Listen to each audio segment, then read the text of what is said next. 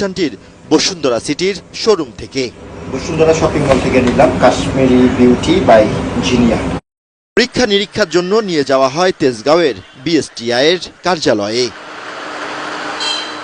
কয়েকদিন পর সাবানের নমুনা রিপোর্টে দেখা যায় ভয়াবহ প্রতারণা করা হচ্ছে গ্রাহকের সাথে।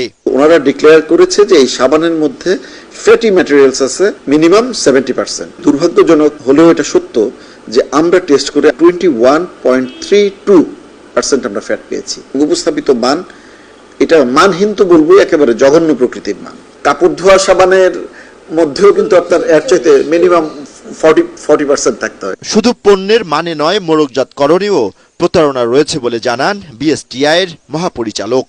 তথ্যগুলো সন্নিবেশিত হয়েছে, এই তথ্যগুলো যথাযথভাবে সন্নিবেশন নাই, এটা আরো স্পষ্ট হওয়া উচিত ছিল। এইভাবে যদি এটা বাজারজাত হয়, এটা রীতিমতো ভোক্তা সাধারণকে প্রতারণা করা হচ্ছে।